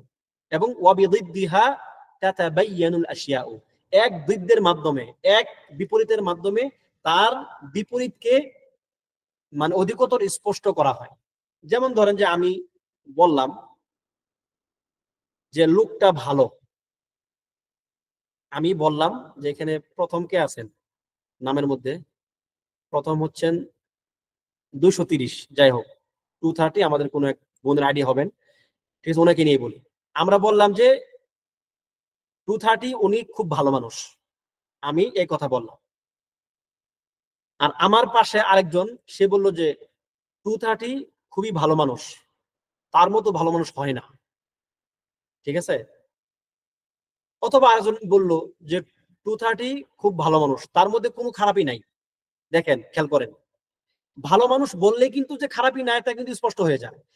এরপরেও শুধুমাত্র ভালো মানুষ বলাটা আর তার মধ্যে কোনো খারাপই নাই এই কথাটা বলাটা কি এক হইলো? এক হলো না, বরং তার মধ্যে কোনো খারাপই নাই এই কথাটা বলার দ্বারা আমি তার ভালো মানুষ হওয়াটাকে বেশি তাগিদ দিলাম, ঠিক আছে। আমি এই কথাটা বললাম মানে কি, যে তার মধ্যে খারাপই আর ঢুকতেই পারে না, আল্লাহ তাআলা আমাকে এবং ওনাকে আমাদের প্রত্যেককেই সকল খারাপি থেকে আশ্রয় দান করুন। তো এটাও হলো উদ্দেশ্য যে লা শারীকা লাহু বলার অর্থ হচ্ছে যে তার সঙ্গে অন্য সকল শরিকানাকে কি করা, অস্বীকার করা, এবং এর মাধ্যমে মূলত আল্লাহ তাআলার যে ওয়াহদানিয়া, তার যে একত্ববাদ, তার যে তাওহীদ, এই তাওহীদকে তাকিদ করা হয়েছে। ঠিক আছে। এরপরে হচ্ছে যে হ্যাঁ, লা শারীকা লাহু। এখন এখানে দেখেন শরীক আসলে কি জিনিস। শরীক হচ্ছে অংশীদার। আপনি একটা কাজ করবেন, আপনার সঙ্গে একটা অংশীদার থাকবে, আপনার কাজের সহযোগী হবে। অংশীদার মানে কি? অংশীদার মানে কিন্তু জাস্ট একটা শব্দ না। অংশীদার হচ্ছে যে আপনি, আপনার যে অংশীদার হবে সে আপনার পরিপূরক হবে, সে আপনার পরিপূরক হবে। আপনি যে কাজটা করতে পারবেন না সে আপনাকে সেই কাজটা করে দিবে। আর কোন কাজ আপনি না করলে সে করলেও সেটা হয়ে যাবে, সেটা কি হয়ে যাবে বলে গণ্য হবে। এবং কোন ক্ষেত্রে আপনি যখন থাকবেন না তখন সে আপনার কি হবে, সে আপনার ওই মানে কাজের দায়িত্বশীল হবে। অর্থাৎ এই শরিকানার ব্যাপারগুলো এরকম অনেকগুলো অর্থ আপনি দিতে পারবেন, যা হচ্ছে যে একে অপরের পরিপূরক। শরিকানা মানে হচ্ছে নাকস, মানে ঘাটতি। আপনি শরিক নিলেন মানে হচ্ছে আপনার মধ্যে ঘাটতি আছে। শরিক নেওয়া মানে কিন্তু একটা ঘাটতির লক্ষণ। আপনি শরিক কেন নিবেন? আপনি যখন নিজেই সব করতে পারতেছেন তখন আপনার শরিক কেন প্রয়োজন হবে? মানুষ কখন ব্যবসাতে শরিক নেয়? যখন সে মনে করে যে আমার আরো ইনভেস্ট দরকার, যখন সে মনে করে যে আমাকে একজন সাহায্যকারী হলে আমার জন্য ভালো হয়, আমি এত বড় ব্যবসা মেনটেন করতে পারতেছি না। এবং যখন সে মনে করে যে এই টোটাল ব্যাপারগুলোর জন্য আমার অনুপস্থিতিতে কেউ যেন আমার মানে আমার অবর্তমানে কেউ যেন এর দায়িত্ব গ্রহণ করতে পারে, সেরকম একজন লোক আমার দরকার। অর্থাৎ সকল ক্ষেত্রে কিন্তু একটা জিনিস মানে স্পষ্ট যে আমি অক্ষম, আমার মধ্যে নাকস বা ঘাটতি আছে। শরিকাদার মানে হচ্ছে এটা। তো যেহেতু আল্লাহ সুবহানাহু ওয়া তাআলা কোন প্রকার শরিক থেকে তিনি মুক্ত, ঠিক আছে, কোন প্রকার মানে দুঃখিত মানে কোন প্রকার ঘাটতি বা নাকস থেকে তিনি মুক্ত, সুতরাং তার সঙ্গে তো শরিক চিন্তাই করা যায়। তো আল্লাহ তাআলার সঙ্গে কোনো কিছু শরিক নাই, তিনি শিরকের গুনাহ তিনি ক্ষমা করেন না, শিরকের গুনাহকে তিনি ক্ষমা করেন না। যেমন আল্লাহ সুবহানাহু ওয়া তাআলা কোরআনে বলেন, ইন্নাল্লাহা লা ইয়াগফিরু আই ইউশরাকা বিহি ওয়া ইয়াগফিরু মা দুনা যালিকা লিমান ইয়াশা। যে আল্লাহ সুবহানাহু ওয়া তাআলা তার সঙ্গে শরীক করা হবে এই গুনাহ তিনি ক্ষমা করেন না। এছাড়া যে কোনো গুনাহ তিনি যাকে ইচ্ছা তাকে ক্ষমা করে দেন। তার কাছে কি অন্যান্য গুনাহগুলো তওবার মাধ্যমে ক্ষমাযোগ্য। যদিও শিরক তওবার মাধ্যমে ক্ষমাযোগ্য, তবে অন্যান্যগুলো তওবা না করলেও তিনি তাকে ইচ্ছা করলে ক্ষমা করতে পারেন, কিন্তু শিরকের গুনাহ তিনি ক্ষমা করবেন না। কেন এই ব্যাপারটা এতটা শক্তিশালী? মানে শিরকের গুনাহটা আসলে প্রবলেমটা কি? একটা উদাহরণ দিলে আপনাদের জন্য জিনিসটা বুঝতে সহজ হবে। আবারও আমরা একজনকে একটু ধরি। এখন হচ্ছে যে না, এখন আমাদের ভাইদের মধ্যে একজনকে ধরতে হবে। আব্দুল্লাহ জব্বার ভাইকে পাচ্ছি, যদি ওনাকে নিয়ে আগের বার বলছিলাম দরকার নাই। আব্দুল্লাহ রহমান ভাই, আব্দুল্লাহ রহমান, বুঝি নাই আপনার আসলে নামটা কি, আসলে আব্দুল্লাহ নাকি আব্দুর রহমান, যাই হোক একটা মিক্স একটা কিছু হবে আর কি। যেমন আব্দুর রহমান, আমি ওনাকে বললাম যে আব্দুর রহমান। দেখেন আব্দুর রহমান ভাইয়ের একটা ছেলে আছে, তার নাম আব্দুল্লাহ। আব্দুর রহমান ভাইয়ের একটা ছেলে, তার নাম কি আব্দুল্লাহ। এই ছেলেটা খুবই দুষ্ট, সে মানুষের ক্ষতি করে, সে মানুষকে মারে, মানুষ প্রত্যেক দিনই তার নামে বাসায় বিচার আসে। মানে এমন কোনো দুষ্কর্ম নাই যে সে করে না সমাজের মধ্যে আর কি। কিন্তু বিপরীতে সে তার বাবার বাবার হক গুলো দেওয়ার বেলায় সে খুব সিরিয়াস, বাবার খুব অনুগত, ঠিক আছে। কিন্তু সে অন্যান্য অকাম কুকাম যা করার করে আর কি। ধরেন যে সে আসলে বাবার অনুগত না, ধরে নেন মানে উদাহরণের ক্ষেত্রে আর কি ধরে নিচ্ছি যে আল্লাহ তাআলা আপনাকে কিন্তু এরকম সন্তান থেকে আমরা চাই না। আমরা চাই যে আল্লাহ তাআলা আপনাকে মানে ওই আব্দুর রহমান বিন আওফ রাদিয়াল্লাহু আনহুর মতো সন্তান দান করে। জাস্ট উদাহরণের জন্য। তার আরেক সন্তান, তার আরেক সন্তান নাম যাই হোক, ওই সন্তান এমনিতে সে খুবই ভালো, বাবার আনুগত্য করে, বাবা যা বলে তাই শুনে, মানে মানে হয় না যে বাবার খুব ভক্ত আর কি। কিন্তু তার একটা ছোট্ট একটা সমস্যা, তার তার ছোট সমস্যাটা হচ্ছে সে যখন অন্য কাউকে দেখে, বাবার কোনো বন্ধুকে দেখে বা যে কোনো পুরুষ লোককে দেখে, সে তাকে বাপ ডাকে বসে। তার একটা মাত্র সমস্যা, তার আর কোনো সমস্যা নেই। সে তার নিজের বাপকেও বাপ ডাকে, পাশাপাশি অন্যের বাপকেও সে কি মাঝে মধ্যেই বাপ ডাকে, সুযোগ পাইলে সে অন্যকে বাপ ডাকে। আচ্ছা বলেন তো, কোন সন্তানটা বাবার কাছে অধিক প্রিয় হবে? আব্দুর রহমান ভাই আপনি বলেন, আপনার কাছে যদি আল্লাহ না করুক এমন যদি কোনো সন্তান আপনার হয় আর কি, তাহলে কোন সন্তানটা আপনার কাছে অধিক মানে রাগের কারণ হবে? কোন সন্তান? শুনি একটু, কমেন্ট করেন আপনি আব্দুর রহমান ভাই। সুবহানাল্লাহ। মানে সবাই একমত এই বিষয়ে, যে যে নাকি অন্যকে বাপ ডাকে সে হলো সবচেয়ে খারাপ, বাবা তাকে সবচেয়ে অপছন্দ করবে। সে অন্য যাই কিছু বলুক না কেন বা করুক না কেন, তার নিকট এটা গ্রহণযোগ্য না, সে অন্য কাউকে বাপ ডাকবে। একজন বলছে যে আমার অবাধ্য সন্তান, যাই হোক আপনার না ভাই। যাই হোক, আসলে এটা উদ্দেশ্য আমার যে আল্লাহ দেখেন, এই বাপ আপনি অন্য কাউকে বাপ ডাকবেন সে মানতে পারে না, কেন জানেন? সে তেমন সে কি কি মানে করছে আপনার জন্য, দেখেন সে আপনাকে জন্ম দিছে, জন্ম দেয় না, জন্ম তো আপনার মা দিছে, সে আহ, দুঃখিত মানে ওই এই যে বাবা সন্তানের জন্মদানে সাহায্য করছে, ঠিক আছে। দ্বিতীয় হচ্ছে একটা নির্দিষ্ট সময় তাকে লালন পালন করে বড় করছে, খাবার দাবার তাও তার সাধ্যের বাইরে না, যেটুকু সে পারছে ওটুকু দিছে আর কি। বিয়ে করার পরে তার আর কোনো দায়িত্ব নাই, মোটামুটি বিয়ের সাথে করছে, ছেলে বড় হয়ে গেছে, এখন আর তার প্রতি তেমন আর কোনো তার দায়িত্ব কর্তব্য নাই। এই 2 4 10 বছর দায়িত্ব পালন করেই একজন বাবা মনে করতেছে যে আমাকে সঙ্গে যদি সে অন্য কাউকে বাপ ডাকে এটা আমার কাছে সবচেয়ে বড় অপমানের, আমি অন্য সবকিছু মেনে নিলেও আমি এটা মানতে পারবো না। ওয়ালিল্লাহিল মাসালুল আ'লা, আল্লাহ তাআলার জন্য সর্বোত্তম সবচেয়ে উঁচু উদাহরণ ঠিক আছে আল্লাহ তাআলার জন্য। তাহলে কিভাবে তিনি, যিনি আপনাকে জীবন দিলেন, আপনার প্রত্যেকটা মুহূর্তে আপনি তার কাছে মুহতাজ, আপনার শ্বাস প্রশ্বাসের জন্য, আপনার রিজিকের জন্য, আপনি দেখতেছেন এর জন্য, আপনি শুনতেছেন এর জন্য, আপনি হাঁটতেছেন এর জন্য, আপনি ভাবতেছেন আপনার আকল বুদ্ধি এর জন্য। এমন কোন একটা সেক্টর নাই যে ক্ষেত্রে আপনি আল্লাহ তাআলার কাছে প্রতিনিয়ত, প্রতি সেকেন্ডে, প্রতি মুহূর্তে আপনি তার কাছে মুখাপেক্ষী না। তাহলে এমন একজন সত্তা যিনি আপনাকে মৃত্যুর সাথে সাথে যদি আপনি ভালো কাজ করেন তাহলে তিনি আপনাকে এমন অফুরন্ত নিয়ামতের জান্নাত দিবেন। আচ্ছা এত কিছু করার পরে তিনি কিভাবে মানবেন যে আপনি অন্য কাউকে তার সঙ্গে রব হিসাবে মানবেন? আপনি অন্য কাউকে তার মতো করে ইবাদত করবেন, আপনি অন্য কাউকে মনে করবেন যে তিনি তার মতো হতে পারে, সে তার মতো হতে পারে, মানে এটা কি চূড়ান্ত, একদম চূড়ান্ত রকমের অপমান না? হ্যাঁ, এটা হচ্ছে আল্লাহ তাআলাকে চূড়ান্ত রকমের অসম্মান করা হয়। কেন? শিরিক বড় জুলুম, ইন্না শিরকা লাযুলুমুন আযীম। শিরিক হচ্ছে সবচেয়ে বড় জুলুম। কেন? জুলুম মানে কি? জুলুম মানে হচ্ছে ওয়াদউ শাইই ফি গায়রি মাওদিহি, কোন একটা কিছুকে তার স্থান ছাড়া অন্য স্থানে রাখা,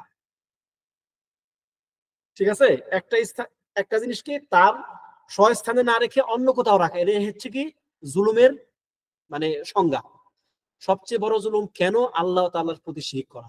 কেননা আল্লাহ দুনিয়াতে যতগুলো হুকুক আছে, যতগুলো হক আছে, সবচেয়ে বড় হক হচ্ছে আল্লাহ তাআলা তার বান্দার প্রতি। সেটা কি? সে একমাত্র তার ইবাদত করবে, তার সঙ্গে অন্য কাউকে শরীক করবে না। আপনি এই হকটা আল্লাহ তাআলাকে না দিয়ে আপনি অন্য কাউকে দিয়ে দিলেন, তাহলে এটা কি সবচেয়ে বড় মানে এইটা না যে আপনি একটা জিনিস যে জায়গায় থাকার কথা সে জায়গায় না রেখে আপনি অন্য জায়গায় রাখলেন? অবশ্যই। সুতরাং এই জন্য আল্লাহ সুবহানাহু ওয়া তাআলার কাছে শিরিক হচ্ছে সবচেয়ে বড় গুনাহ, সবচেয়ে নিকৃষ্ট গুনাহ। তিনি এই গুনাহ কখনোই ক্ষমা করবেন না, না না। হাদিসে আসছে আল্লাহ সুবহানাহু ওয়া তাআলা একটি গুনাহ ক্ষমা করবেন না, আরেকটি গুনাহ ছেড়ে দিবেন না, আরেকটি গুনাহ তিনি যাকে ইচ্ছা তাকে ক্ষমা করে দিবেন। যাকে ইচ্ছা তাকে ক্ষমা করে দিবেন হচ্ছে যে কোনো গুনাহ, সাধারণ আল্লাহ তাআলার হকের সঙ্গে যেই গুনাহগুলো সম্পৃক্ত। আল্লাহ তাআলা আপনাকে যেই নির্দেশনাগুলো দিবেন সেই নির্দেশনাগুলো আপনি অলসতাবশত হোক বা বিভিন্ন কারণে হোক মানে আমল করতে পারেন নাই, তার নিষিদ্ধ কাজগুলো করে গেছেন, এগুলো কি সাধারণ গুনাহ। এই গুনাহগুলো আল্লাহ সুবহানাহু ওয়া তাআলা যাকে ইচ্ছা তাকে ক্ষমা করে দিবেন। দ্বিতীয় যেটা তিনি ক্ষমা করবেন না সেটা হচ্ছে তার সঙ্গে শরীক করার গুনাহ। তৃতীয় হচ্ছে যেটা তিনি ছেড়ে দিবেন না সেটা হচ্ছে বান্দার হক। বান্দা যখন এক বান্দা আরেক বান্দার হক নষ্ট করে, আল্লাহ তাআলা তাকে ওই বান্দা যতক্ষণ তাকে ক্ষমা না করবে বা ওই বান্দার অধিকার যতক্ষণ সে আদায় না করবে কিয়ামতের দিন, ততক্ষণ পর্যন্ত আল্লাহ তাআলা তাকে ছাড়বেন না। ঠিক আছে, আল্লাহ তাআলা যে তাকে ছাড়তে পারবেন না ব্যাপারটা এমন না, তবে তিনি ছাড়বেন না। আচ্ছা, তাহলে এটা মোটামুটি ক্লিয়ার। ঠিক আছে, যে আল্লাহ তাআলা শিরকের গুনাহ ক্ষমা করবেন না। তো যেহেতু তিনি শিরকের গুনাহ ক্ষমা করবেন না, সুতরাং বান্দার উচিত হচ্ছে সবচেয়ে যে জিনিসটাকে সে বেশি ভয় পাবে সেটা হচ্ছে শিরিক করাকে সে সবচেয়ে বেশি ভয় করবে। দেখেন বুখারীর একটা হাদিসে আসছে, বুখারীর একদম প্রথম খণ্ডের হাদিস, ঈমান অধ্যায়ে, সালাসুম মান কুন্না ফীহি ওয়াজাদা হালাওয়াতাল ঈমান। সালাস মান কুন্না ফীহি ওয়াজাদা হালাওয়াতাল ঈমান। তিনটা জিনিস যার মধ্যে থাকবে সেই ঈমানের স্বাদ পাবে। তিনটা জিনিস যার মধ্যে থাকবে সেই ঈমানের স্বাদ পাবে।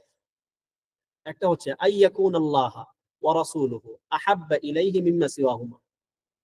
আল্লাহ তাআলা এবং তার রাসূল তার নিকট দুনিয়ার অন্য যা কিছু আছে সকল কিছুর চেয়ে বেশি প্রিয় হইতে হবে।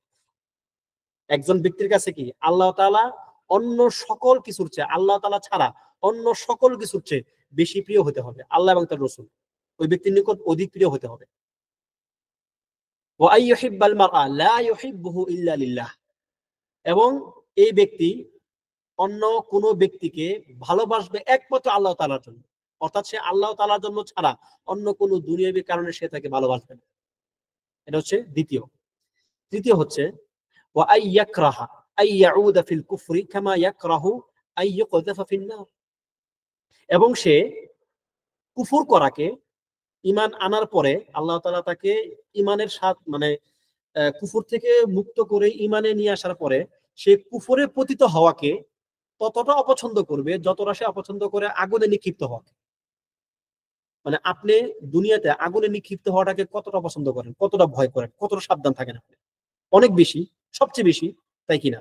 ঠিক তদ্রূপ আপনাকে কুফরে লিপ্ত হওয়াকে, মানে আগুনে নিক্ষিপ্ত হওয়ার চেয়েও বেশি ভয় পাইতে হবে। এত বেশি আপনাকে সাবধান থাকতে হবে যেন আপনার দ্বারা কোনো ক্রমেই শিরিক না হয়ে যায়।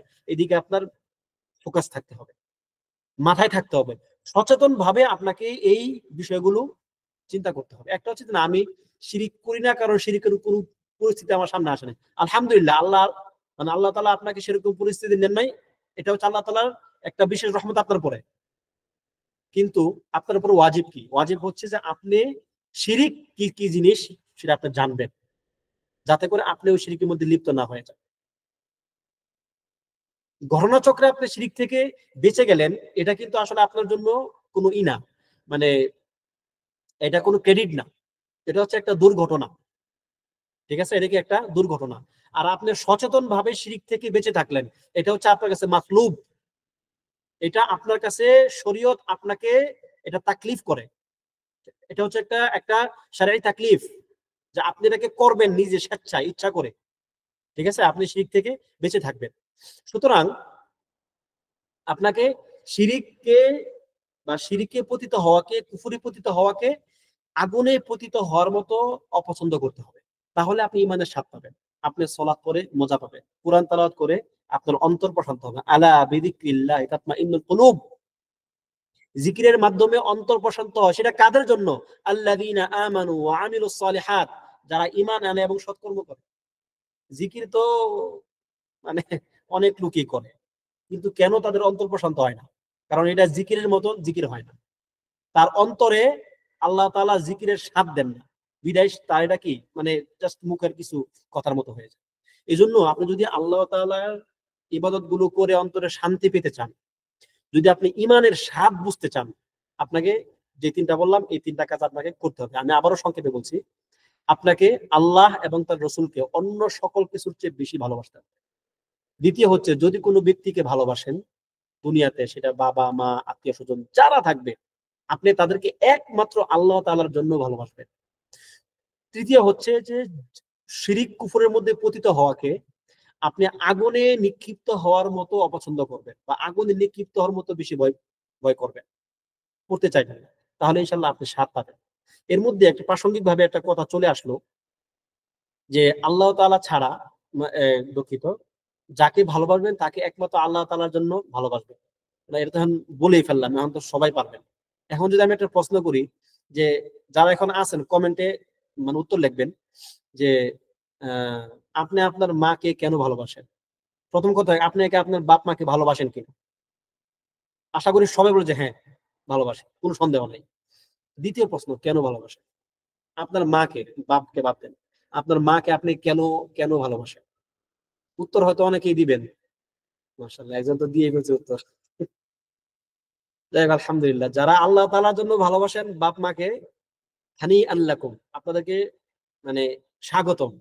কিন্তু যারা বলবে যে দেখেন ভাই, মা ছোটকাল থেকে আল্লাহ মানে আমাদের জন্য কষ্ট করছে, এই যে কত কষ্ট করে আমাকে লালন পালন করছে, ছোট করে তাকে কত কষ্ট দিছি, সে আমাকে জন্ম দিছে, জন্ম দেওয়ার আগে থেকে পরে পর্যন্ত 30 মাস সে কষ্ট করছে, এখনো কষ্ট করতেছে, এখন আমি অসুস্থ হলে সে রাত জেগে আমার পাশে বসে থাকে।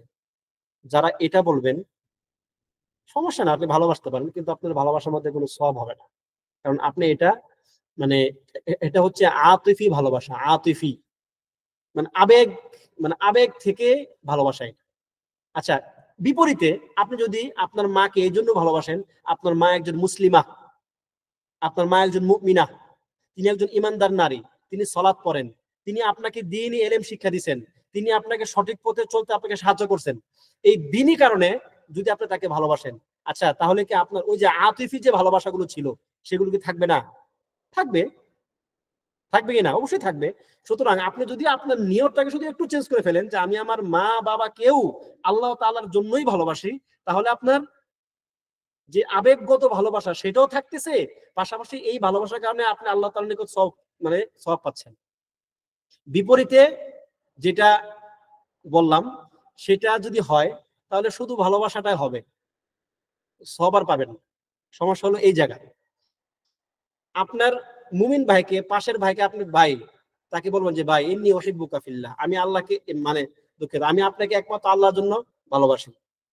আপনার শিক্ষককে ইন্নী উহিব্বুকা ফিল্লাহ, আপনার শায়েখকে, আপনার ছাত্রকে আপনি ইন্নী উহিব্বুকা ফিল্লাহ। কিন্তু যেই আপনার বাবা মা, সন্তান, স্ত্রী, তাদের তাদের কথা আসবে, স্বামী, তাদের কথা আসবে, ওকে আমি ভালোবাসি। স্ত্রী বলবে স্বামীকে, ওকে আমি ভালোবাসি, কেন? ও আমার স্বামী।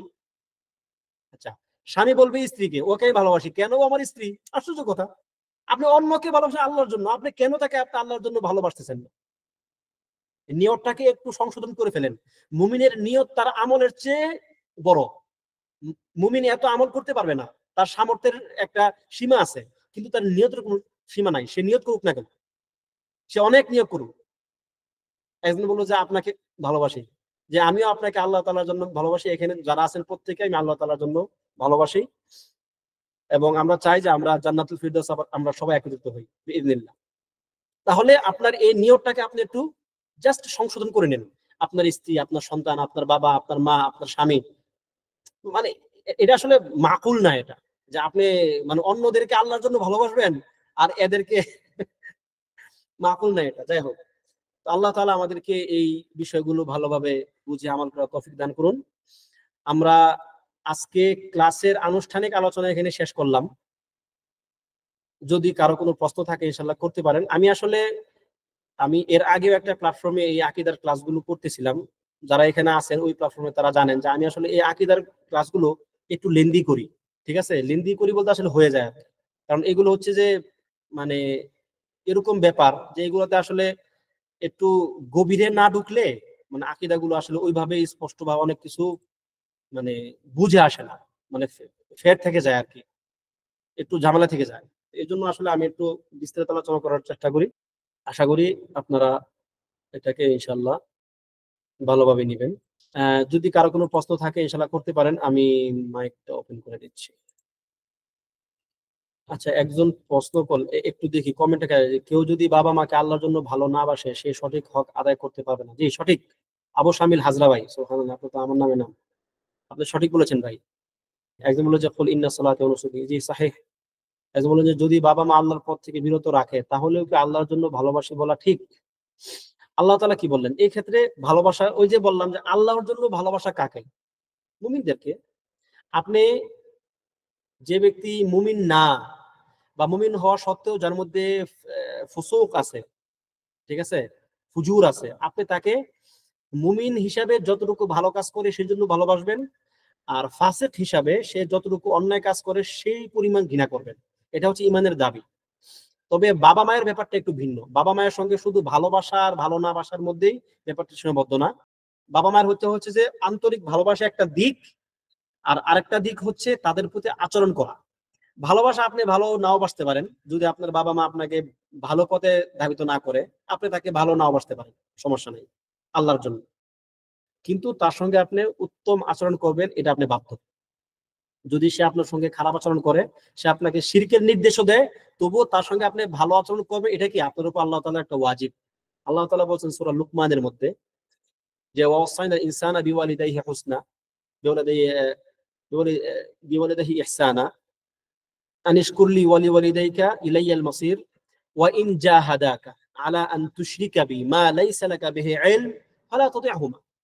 আর শাহিদ হলো এইটা, যে যদি তারা তোমাকে মানে আমার সঙ্গে শরিক করতে বলে যে বিষয়ে তোমার কোনো জ্ঞান নাই, শরিক এর তো মানে কারো কোনো জ্ঞান নেই বিষয়ে, আল্লাহ তাআলার পক্ষ থেকে তো কোনো ওহী আসে নাই এই ক্ষেত্রে। সুতরাং যদি তোমাকে শরিক করতে বলে ফালা তুতি'হুমা, তুমি তার আনুগত্য করবে না, কিন্তু এরপরে শব্দটা ওয়াসাহিবহুমা ফিদ দুনিয়া মা'রুফ, এরপরও তুমি দুনিয়াতে তার সঙ্গে উত্তম আচরণ করো।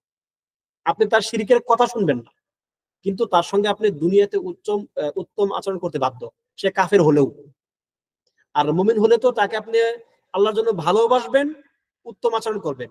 আর কাফের হলে, কাফের তো ইনশাআল্লাহ না, অবশ্যই আপনার বাপ মা কাফের না, যদি কাফের হয় আর কি, কারো বাপ মা যেমন অনেক মানে অনেক অমুসলিম মুসলিম হয়, তার বাপ মা তখনও কাফের থাকে, সে তাকে ভালোবাসতে পারবে না, কিন্তু তার প্রতি তার দায়িত্ব কর্তব্য থাকলে তার প্রতি তার আল্লাহর জন্য সে ভালোবাসতে পারবে না, তবে তার যে আতিফি ভালোবাসা, বাপ মার প্রতি একটা স্বাভাবিক দুর্বলতা সেটা থাকবেই, কিন্তু তার সঙ্গে ন্যায়সঙ্গত আচরণ করতে হবে, এই হলো কথা আর কি। আর যদি মুসলিম হয়, যদি সে তাকে ভালো কাজ থেকে আল্লাহর পথ থেকে বিরত রাখে, সে তাকে আল্লাহর জন্য ভালোবাসতে পারবে না তার এই সমস্ত অপকর্মের কারণে, কিন্তু তার প্রতি তার ন্যায়সঙ্গত আচরণ জারি রাখতে হবে। আশা করি ক্লিয়ার। এরপরে রাকিব ভুইয়া ভাই, রাকিব ভুইয়া ভাই, জি। আসসালামু আলাইকুম শেখ। ওয়ালাইকুম আসসালাম ওয়া রাহমাতুল্লাহ। জি ভাই বলুন। জি, হযরত এই আল্লাহ ও তার রাসূলকে সবথেকে বেশি ভালোবাসা। তো এখন আমাদের সমাজে আমরা একটা জিনিস দেখি হচ্ছে যে আপনার যারা নিয়ে এই যারা নিয়ে ছেলেমেয়েরা প্রেম করে, হ্যাঁ? তারা দেখা যায় যে একজন আরেকজনের জন্য জীবনও দিয়ে ফেলে। তো এখানে তো দেখা যাচ্ছে যে ওই একটা মানুষের জন্য সে সর্বোচ্চ ভালোবাসা তার জন্য হয়ে যাচ্ছে। তো এখানে কি আসলে শিরকের কোনো ব্যাপার-স্যাপার হচ্ছে? বা অনেক সময় দেখা যাচ্ছে যে স্বামী-স্ত্রীর ভিতরে এরকম কিছু ঘটে। একজন আরেকজনকে ভালোবাসার জন্য অনেক কিছু করে ফেলে।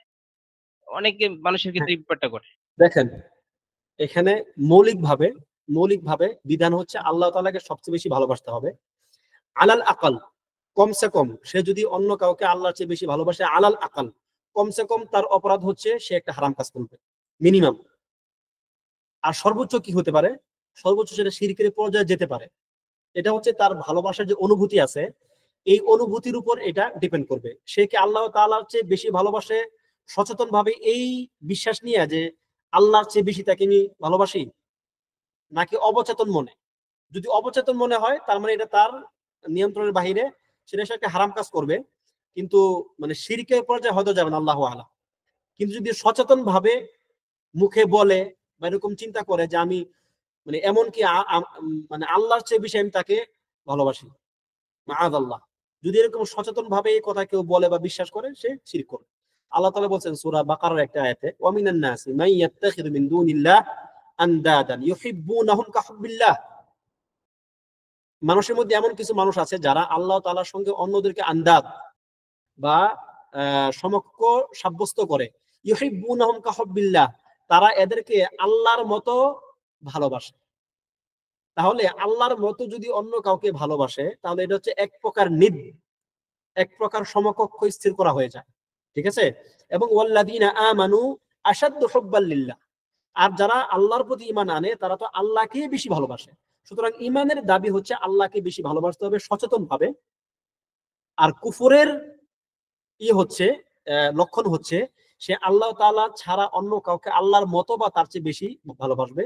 তবে কেউ যদি সচেতন ভাবে এটা ভালো না বাসে, সে সচেতন ভাবে না, সে এরকম বলে না বা মনেও করে না যে সে আল্লাহর চেয়ে বেশি অমুককে, সেটা ছেলে মেয়ে বা বাপ মা যাই বলেন না কেন, ভালোবাসে, কিন্তু তার আচার আচরণে সেরকম প্রকাশ পায়, এটা একটা হারাম কাজ। তবে আল্লাহু আলাম, আমার যেটা মনে হয় যে সেটা শরীকের পর্যায়ে যাবে না।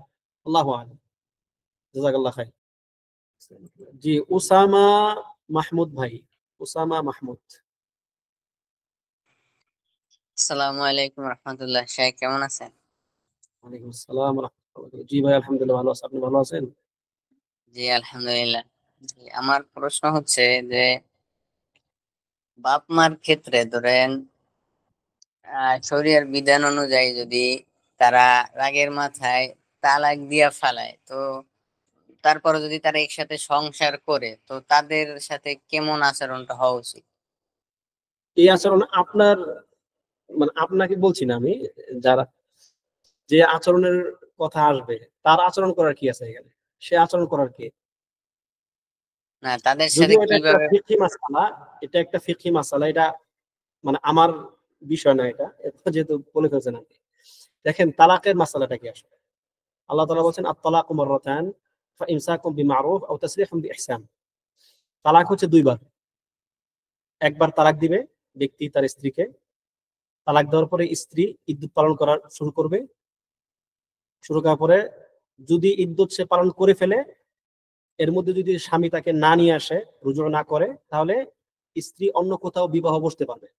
কিন্তু এরপরও যদি সে অন্য কোথাও বিবাহ না বসে, সে তাকে ফিরিয়ে নিয়ে আসতে পারবে তার স্বামী। যদি শর্ট সময়ের মধ্যে হয়, কোনো প্রকার আগ ছাড়াই আবার নিয়ে আসতে পারবে। যদি সেটা শর্ট মানে লং সময় হয়ে যায়, নিয়ে আসে নাই, স্ত্রী অন্য কোথাও বিবাহ বসে নাই, তখন আবার একটা নতুন আদ করে নিয়ে আসতে হবে। এরপরে আবার দ্বিতীয় তালাক দিতে পারবে। তার জীবনে তার দুইটা তালাক তার দেওয়ার সুযোগ আছে। দ্বিতীয় তালাকের ক্ষেত্রে একই অবস্থা, ইদ্যত পালন করবে তার স্ত্রী। পালন করার পরে যদি স্ত্রী অন্য কোথাও বিবাহ বসে গেল, না বসলে সে আবার তার নিকট ফিরে আসতে পারবে। কিন্তু যখন বায়েন হয়ে যাবে, দ্বিতীয় তালাকের পরে যখন সে এরপরে কোনো একবার বলবে যে আমি তোমাকে তালাক দিলাম, ফাইন তাল্লাকাহা, এই দ্বিতীয় তালাকের পরে যদি সে তাকে তালাক দেয়, ফাইন তাল্লাকাহা ফালা তাহিল্লু লাহু মিন বা'দু হাত্তা তানকিহা যাওজান গায়রা। যদি তাকে তৃতীয় তালাক দিয়ে ফেলে, তাহলে তাকে আর অন্য কোথাও এই মহিলার বিবাহ হওয়ার আগ পর্যন্ত, সেখান থেকে সে তাকে তালাক দিলে আবার মানে আসতে পারবে, এর আগ পর্যন্ত সে তাকে আর বিবাহ করতে পারবে না। সে তার জন্য জায়েজ না, হালাল না। ঠিক আছে, এটা হলো একটা মাসআলা। আচ্ছা, এবার আসেন রাগের মাথায় তালাক দেওয়ার মাসআলাটা কি। রাগের মাথায় অনেকে বলে যে আমি তোকে তালাক দিলাম, বলে যে হুজুর আমি রাগের মাথায় দিছি। রাগের মাথায় মানে কি? রাগ কোন রাগের মাথায় তালাক দিলে সেই তালাক হবে না? যে রাগে সে কি বলতেছে সে জানে না, সে রাগের পরেও সে সে জানেই না যে সে যে তালাক বলে ফেলছে, এটা তার মনেই নাই। যদি এমন হয় তালাক হবে না। কিন্তু কোন তালাক কি মানুষ খুশি হয়ে দেয়? তালাক তো রাগের মাথায় দেয়। যখন নাকি রাগ উঠে, যখন নাকি পরস্পরের মধ্যে সম্পর্ক খারাপ হয়ে যায়, তখন মানুষ তালাক দেয়। তাহলে তালাক তো রাগের মাথায় হবে, কিন্তু তালাক কার্যকর হবে না এমন রাগ, যে রাগের সময় ব্যক্তি তার হিতাহিত জ্ঞান হারিয়ে ফেলে। সে কি করে, সে কি বলে, সে থাকে না। ঠিক আছে, সেক্ষেত্রে তালাক হবে না, কিন্তু অন্যথায় তালাক হয়ে যাবে। তালাকের মাসালা একটা জটিল মাসালা, কারণ এটা শুধুমাত্র তাত্ত্বিক ব্যাপার না, এটা হচ্ছে একটা বাস্তবিক, একটা মানে প্রায়োগিক ব্যাপার। এখন এটা আমি মানে এখান থেকে বলতে পারবো না সেটা তালাকের, এগুলো এভাবে কি বলা যায় না, এগুলো তাৎক্ষণিক একদম কেস টু কেস দেখতে হয়, তারপরে বলতে হয়। যদি কোন ব্যক্তির তালাক হয়ে যায়, শারঈ এবং সামাজিক উভয় রীতিতে তারা একসাথে থাকতে পারবে না। এরপর যদি তারা থাকে, সেটা ওই সমাজে কি আইন কানুন আছে, এটা তারা সামাজিক ভাবে এটা একটা ফয়সালা করবে। কিন্তু সন্তানের কাজটা কি? সন্তান এই বিষয়ে নাক গলাবে না। তাদেরকে শুধু তার বাপ মাকে, যদি সন্তানের মনে হয় যে তারা সারাআন তাদের তালাক হয়ে গেছে, তাদেরকে যদি সন্তানের কাছে সঠিক এলেম থাকে, সন্তানের দায়িত্ব হচ্ছে তাদেরকে সঠিক এলেমটা পৌঁছায় দেওয়া, বাস। এর উপরে আর যাবে না সন্তান, কারণ সন্তান এর উপরে যাওয়ার তার কোনো অধিকার নেই, কারণ এগুলো সন্তানের দায়িত্ব না। তালাক কার্যকর করা না করে এটা কার দায়িত্ব? যে বিচারক থাকবে তার দায়িত্ব। ঠিক আছে, এটা কি মানে মানে অধীনস্থ কারো দায়িত্ব নয়, এটা যারা বিচারক হাকিম, এটা তাদের দায়িত্ব তালাক কার্যকর করা বা না করা। ঠিক আছে, এক্ষেত্রে সন্তান তাদেরকে সঠিকভাবে উত্তম কথাগুলো শুধু বলে যাবে, সঠিক তথ্যগুলো দিয়ে যাবে। যদি তারা শুনে আলহামদুলিল্লাহ, না শুনলে মাসালামা, তাদের থেকে সে বিরত থাকবে, কিন্তু তাদের সঙ্গে সে খারাপ আচরণ করতে পারবে না। জাযাকাল্লাহ খাইর। জাযাকাল্লাহ খাইরান শাহ। আল্লাহ বারিক ফিক। এরপরে হচ্ছে মোহাম্মদ, আরবিতে একবার মোহাম্মদ, ইংলিশে একবার মোহাম্মদ। জি ভাই বলুন। আসসালামু আলাইকুম। ওয়ালাইকুম আসসালাম ওয়া রাহমাতুল্লাহ। আল্লাহ তো বারিক। আমার প্রশ্নটা হচ্ছে ওই আকীদার প্রথম শুরু থেকে যে আমরা কালিমা পড়ি লা ইলাহা ইল্লাল্লাহু মুহাম্মাদুর রাসূলুল্লাহ। তো এর বাংলা অর্থ যদি দুইটা শব্দ আমরা আলাদা আলাদা করি, পার্ট পার্ট লা ইলাহা ইল্লাল্লাহ, তারপর হচ্ছে মুহাম্মদ রাসূলুল্লাহ, এর মধ্যে আমরা কোনো হরফ পাই না, ওয়াও, ইলা, হাত্তা, এই টাইপের হরফ পাই না। তো আমরা এই শব্দটাকে আসলে বাংলা অর্থ কিভাবে করি? যেভাবে করা আছে বাংলাতে আসলে কিভাবে নাকি না? হ্যাঁ, আল্লাহ কোনো আল্লাহ সমস্যা ছাড়া নেই। কোনো মাবুদ নাই, তারপরে মোহাম্মদ রাসূল, আল্লাহ মোহাম্মদ আল্লাহর খালাস, রাসূল। এটা খালাস, এটাই তো, কিন্তু এটাই তো। কেন যেন আল্লাহ মিলে ছাড়া না। কোনো ইলাহ নাই, মুহাম্মদ আল্লাহ রসুল, খালাস। দুইটা শব্দ যেমন আলাদা মনে হয়, মিলে না, এরকম মনে হয় যে শব্দটা প্রয়োজন নাই, হয়েছে। জি, প্রয়োজন নাই। মানে দুটাকে আপনি আলাদা করার কোনো প্রয়োজন নাই। আল্লাহ নবী সাল্লাল্লাহু আলাইহি ওয়াসাল্লাম যে খাতাম, তার যে আংটি ছিল, ওই আংটিতে কি ছিল? আল্লাহ, তারপর হচ্ছে রাসূল, মুহাম্মদ। মানে যদি এটার ভিন্ন একটা অর্থ আছে যে মুহাম্মদ রাসূলুল্লাহ, মুহাম্মদ রাসূলুল্লাহ, তবে লেখার সময় কি মানে উপরে লেখা হয় আল্লাহ, নিচে হচ্ছে এরপরে মাঝখানে রাসূল, নিচে হচ্ছে মুহাম্মদ। কারণ আরবদের একটা পড়ার সিস্টেম হচ্ছে তারা নিচ থেকে তখন পড়তো আর কি। এবং এটা মানে একটা একটা আদি ব্যাপার যে লা ইলাহা ইল্লাল্লাহু মুহাম্মাদুর রাসূলুল্লাহ বলা যাবে, এবং অনুবাদ করার সময় আপনি এটাকে যে নরমাল যে অনুবাদ, আল্লাহ ছাড়া কোনো ইলাহ নেই, মুহাম্মদ আল্লাহর রাসূল বলতে পারবেন। মানে সমস্যাটা কোন জায়গায় এখানে? আমি জানি আপনি কোনটা বলতে চাইছেন, এখন আপনি হয়তো বলতে পারেন না।